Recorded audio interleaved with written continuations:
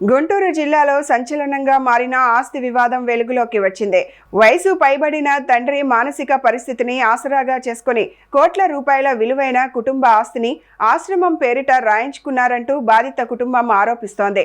మంగళగిరిలో ఉన్న తమ విలువైన ఆస్తిని కాళీ గార్డెన్స్ ఆశ్రమం నిర్వాహకులు మోసపూరితంగా స్వాధీనం చేసుకున్నారని కుటుంబ సభ్యులు ఆవేదన వ్యక్తం చేస్తున్నారు. దాదాపు 45 సంవత్సరాలుగా కష్టపడి సంపాదించి దాచుకున్న ఆస్తిని కోల్పోయామని వారు వాపోతున్నారు. ఆస్తిని తిరిగి ఇవ్వాలని కోరితే తమను బెదిరిస్తున్నారని బాధితులు ఆరోపించారు.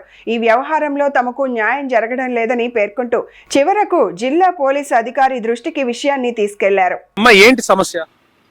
అది మా మంగళగిరిలో ఒక ప్రాపర్టీ ఉందండి. ఆ ప్రాపర్టీ ఇష్యూ గురించి ఇక్కడికి వచ్చాము, గ్రీవెన్స్ దగ్గరికి. అది గ్రీవెన్స్ లో చెప్తే ఏమన్నా సాల్వ్ అవుతుందని చెప్పి వచ్చాము. సార్ కూడా చూసారు. ప్రాపర్టీ ఇష్యూ ఏంటి అంటే ప్రాపర్టీ ఇష్యూ అంటే మా మామగారు చాలా పెద్ద వయసు వారు. ఆయన్ని మా వారు తీసుకొని వెళ్ళి కాళీ గార్డెన్స్ ఆశ్రమంలో రాయించారు.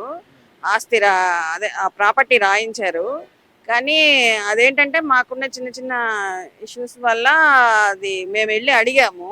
మాకు కావాలంటే ఆయన ఏజ్ రీచ్, ఆయనకి తెలియక జరిగింది, ఇది పొరపాటు జరిగింది.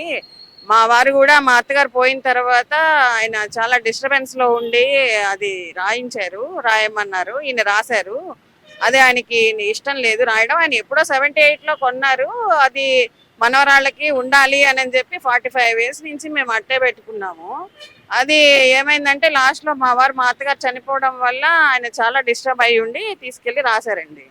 అది మేము వెళ్ళి అడిగాము. వాళ్ళు ఒకసారి రాసేసిన తర్వాత మాకు ఇవ్వాల్సిన అవసరం లేదు, ఏం చేసుకుంటారో చేసుకోపోండి, మేమైతే ఇవ్వము, కొడుకు వస్తే ఇస్తాము, అది వస్తే ఇస్తాము, అదైనా ఫస్ట్ మా మామగారు వస్తే ఇస్తామన్నారు. ఆయన వెళ్ళి అడిగారు, మాది కావాలండి ఇవ్వండి అని అడిగారు. మేము ఇవ్వము, ఏం చేసుకుంటారో చేసుకోపోండి, మాకు ఇష్టం, మాకు రాసేసిన తర్వాత అని చెప్పి అన్నారు.